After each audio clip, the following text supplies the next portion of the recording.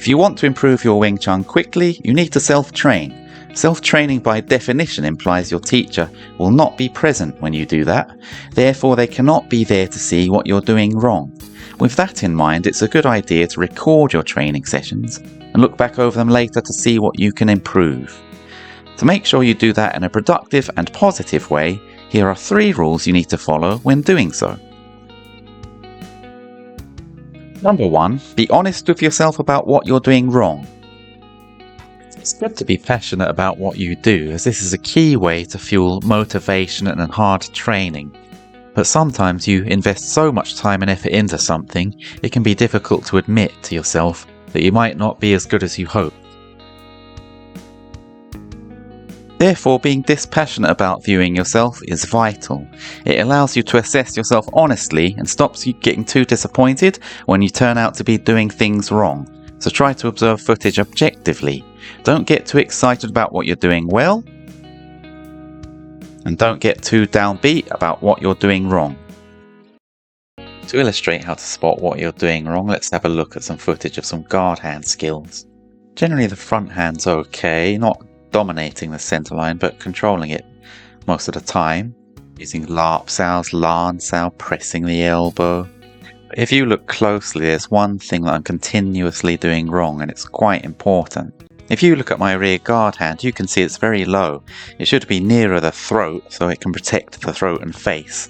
Also, the fingers are a bit flaccid, which means it's not very live or alert, which would delay reaction time. This sort of sloppiness in technique would just be caused by not practicing basics regularly enough and just getting a little bit complacent. If you watch what's happening here, I use bong to smother both of my opponent's arms, which is a pretty good move actually. But you can see I've left my free hand to completely relax, which is not, it's just, we were only kind of politely playing, so it's not the end of the world, but it's still complacent. And I've gone back to having a low guard hand here, as you can see. Bear in mind I had been training 10 years when this footage was filmed, and I was a full-time professional Wing Chun instructor. So it just shows you it doesn't really matter your level of experience, you've got to continually practice your basics. And if you don't know what those are, it's punching, turning, circling and first form. The way you'd fix a problem like this is, as I said before, practice your basics regularly. For this specific problem, stand in front of a mirror, practice the center line punching daily, making sure you bring back the front hand as directly as possible to the throat, keeping some strength in the fingers and keep them straight and alert. Point number 2, don't get downhearted. If you're not that experienced, you may see yourself doing more wrong than right. It's easy to be discouraged by this, but if you think about it, this is not something to get upset about. If you are indeed doing lots wrong, that makes it very easy to spot things you need to improve. And if you do go and train those, you experience the feeling of making steady progress, rather than feeling you've reached a ceiling and are struggling to see improvements. Therefore, not only will you be improving your ability, but you will feel boosted psychologically. Number 3, congratulate yourself on what you do well. Of course, you need to be aware of what you're doing wrong, but if you only focus on that, it will only lead to constant dissatisfaction. You need to temper what you're doing wrong by taking heart in what you're doing right. There's nothing wrong with being happy with yourself for doing things well. If you're quite new and you find that you're doing lots wrong and not many things right, you'll be surprised how those few things you are doing well will stand out like shining lights and lift your spirits. Even if you struggle during the whole session, the one time where you got a technique to work on someone who wasn't letting you do it and didn't want it done on them is really satisfying. It will really encourage you to continue. To illustrate this, let's look at some really old footage from my early days. Sorry for the lousy quality, but I think it was from before smartphones were invented, and I filmed it on one of those little old phones in the late 2000s, I think this was. Starts off okay, just parrying the jabs, range finding. Now I'm immediately going to the first mistake.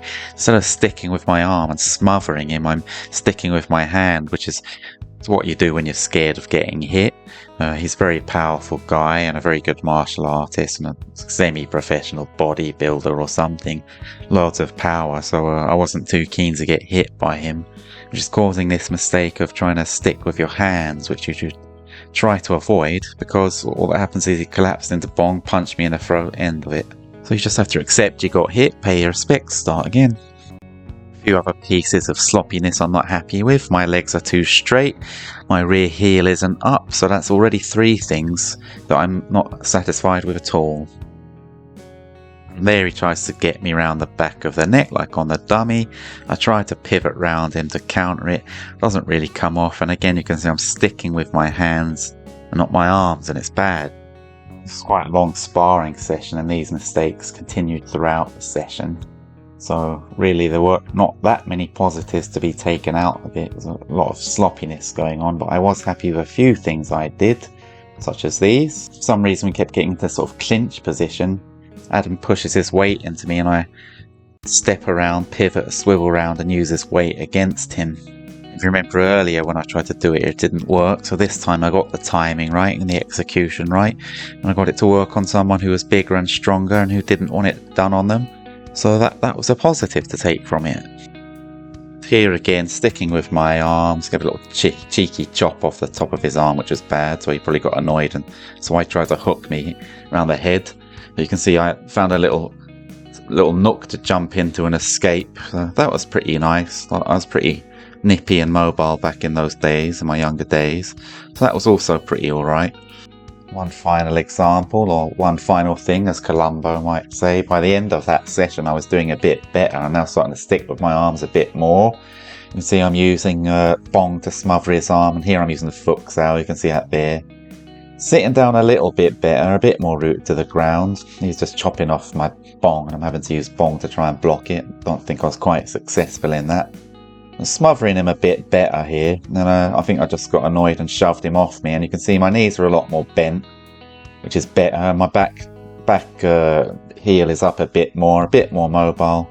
Just getting him in the corner and getting stuck into him a bit more, being a lot more proactive. And again you can see I'm sticking with bongs a lot more and using my forearms to stick rather than being scared and using my hands to try to subdue his arm. So you can see if you just get stuck in a bit more in Wing Chun and you don't be scared of being hit, you can get a lot more success.